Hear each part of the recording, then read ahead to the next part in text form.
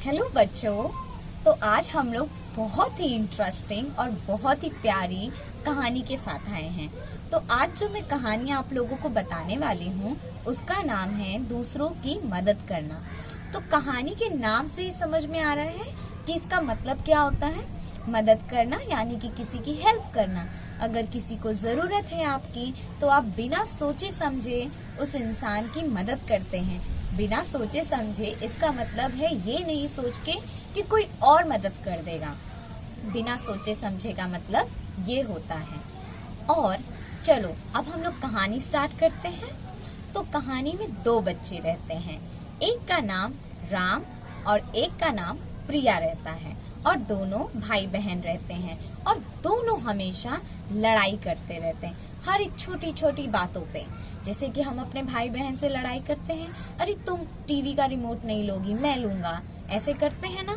तुम सोफे पे नहीं चढ़ोगी मैं चढ़ूंगा, ये सामान मेरा है तुमने कैसे ले लिया, ऐसे हम बोलते हैं कि नहीं बोलते हैं।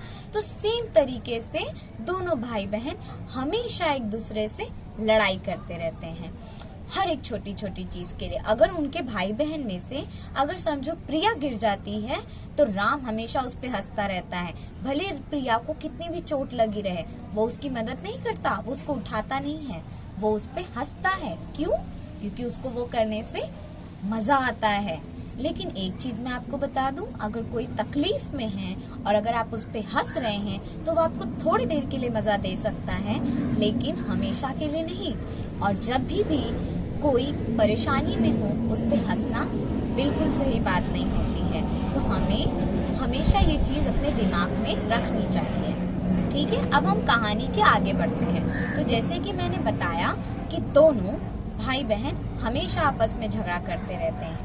एक दिन क्या होता है कि दोनों भाई बहन बैठे रहते हैं घर के अंदर। उनकी मम्मी आती है और उनसे बोलती हैं कि बच्चों हम लोग आज मार्केट जाएंगे। मार्केट बोले तो बाजार जाएंगे। और दोनों बच्चे फिर लड़ाई करने लगते हैं, अरे तुम नहीं मम्मी के साथ जाओगी मैं जाऊंगा, ऐसे लड़ाई करते हैं। फिर मम्मी उनको समझाती हैं कि ऐसे लड़ो मत। तो वो लोग थोड़ी देर के लिए शांत हो जाते हैं लेकिन वो लोग समझते नहीं हैं। ठीक है, अब क्या होता है, दोनों बाजार जाते हैं, बाजार से सामान लेते हैं, आते हैं घर पे। आने के टाइम उनको उनके पड़ोस वाले अंकल दिखते हैं और पड़ोस वाले अंकल बहुत ही भारी भारी बक्सा लेते हैं और उसमें बहुत सारे अच्छे अच्छे खाने रखे होते हैं। अब बच्चे लोग खाना देख के सोचते हैं अरे अंकल कहाँ जा रहे हैं, वो भी इतने प्यारे प्यारे अच्छे अच्छे स्वादिष्ट खाने लेके।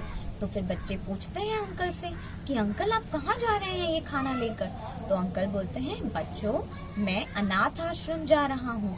अनाथ आश्रम? बच्चे सोचते हैं अनाथ आश्रम क्या होता है। अब क्या होता है कि बच्चों को अंकल बताते हैं कि अनाथ आश्रम मतलब क्या होता है। तो अनाथ आश्रम मतलब ये होता है जहाँ पे जो बच्चे जिनके माँ बाप ने उन्हें छोड़ दिया है या जिनके माँ बाप का पता नहीं चलता है या बचपन से ही उनको कुछ नहीं पता है, वो रास्ते पे पड़े हुए मिले हैं या कहीं से घूम कर आए हैं, उन लोग को एक जगह पे रखा जाता है जिसको अनाथ आश्रम बोलते हैं। तो अलग अलग टाइप के अनाथ आश्रम होते हैं। ठीक है, तो अब अंकल वहाँ जा रहे हैं। तो अब बच्चे बोल रहे लेकिन आप वहाँ क्यों जा रहे हैं। तो अंकल बोलते हैं बच्चों हमारे पास दो हाथ होते हैं। दो हाथ का मतलब क्या होता है कि एक हाथ हम अपनी मदद के लिए रखें और दूसरा हाथ हमें दूसरों की मदद के लिए रखना चाहिए। दूसरों को अगर हमारी जरूरत है तो हमें वो चीज करनी चाहिए क्योंकि हमारे पास उस चीज को करने की ताकत है।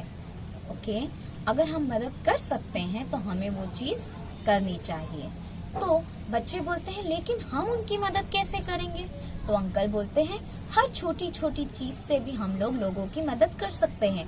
जरूरी नहीं आपके पास ढेर सारे पैसे हों तभी आप किसी की मदद कर सकते हैं या आप बहुत बड़े होने चाहिए किसी की मदद करने के लिए, ऐसा बिल्कुल भी नहीं है।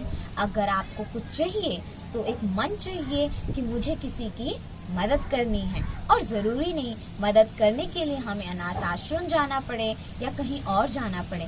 हम मदद कहीं भी रहकर किसी की भी कर सकते हैं। जैसे कि अपने घर में रहकर हम अपने मम्मी पापा का मदद कर सकते हैं, मम्मी को बर्तन में हेल्प कर सकते हैं, पापा को हेल्प कर सकते हैं, बाजार से सामान लाने के लिए किसी भी चीज में, हम छोटी छोटी चीज में अपने घर में, परिवार में, दोस्तों की मदद कर सकते हैं। अगर कोई दोस्त को कुछ परेशानी है तो उसको सुनकर, उसकी बातों को सुनकर भी हम उसकी मदद कर सकते हैं। तो हम वापस कहानी पे आते हैं। तो कहानी क्या थी कि वो अंकल अनाथ आश्रम जा रहे हैं। अब बच्चों को समझ में आ चुका है कि अनाथ आश्रम मतलब क्या होता है और अनाथ आश्रम में कौन है और अंकल वहाँ क्यों जा रहे हैं। अब बच्चों को ये सुनकर बहुत ही अच्छा लगता है कि किसी की मदद करना कैसा होता होगा, हमें भी एक बार देखना है। तो वो अंकल से क्या करते हैं, रिक्वेस्ट करते हैं, विनती करते हैं, बार बार बोलते हैं अंकल हमें भी आपके साथ चलना है, और अंकल मान भी जाते हैं। अब दोनों बच्चे अंकल के साथ जाकर कार में बैठकर अनाथ आश्रम की तरफ निकलते हैं। अंकल वहाँ पे सब गरीब बच्चों को कुछ ना कुछ बुक, खाना, सारी चीजें देते हैं। बच्चे ये देखकर बहुत ही खुश होते हैं और वो सोचते हैं कि हमें भी लोगों की मदद करनी चाहिए। और फिर वो खुद से आगे आके बोलते हैं कि अंकल क्या हम भी खाना दे सकते हैं। तो अंकल बोले क्यों नहीं, तुम भी खाना दे सकते हो, ये लो। तो बच्चे लोग भी अब सभी गरीब बच्चों को खाना देते हैं। और घर आते वक्त बच्चों को बहुत ही खुशी होती है और अब वो लोग एकदम ही बदल चुके हैं। अब वो लोग घर पे एक दूसरे से लड़ाई नहीं करते हैं, मतलब छोटी मोटी लड़ाई तो होती है, बट ऐसा बोलो कि अगर कोई गिर गया है तो उसकी मदद नहीं करें, ऐसे बिल्कुल भी नहीं रहते। वो एकदम ही बदल जाते हैं।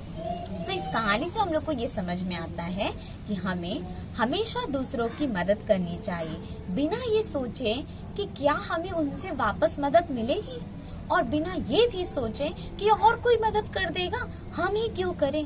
क्योंकि जब हम ऐसा सोचते हैं तो हम अपने आप को भी नुकसान करते हैं, प्लस उस इंसान को भी जिसको हमारी जरूरत है। तो हमें ये सोच बिल्कुल नहीं लानी है अपने मन में, और दूसरों की मदद खुले दिल से करनी है। ठीक है, आई होप आप सभी को ये कहानी बिल्कुल अच्छी लगी होगी और इसको सुनकर आप लोग अपनी जिंदगी में भी ये चीज को अपनाएंगे। ठीक है, धन्यवाद।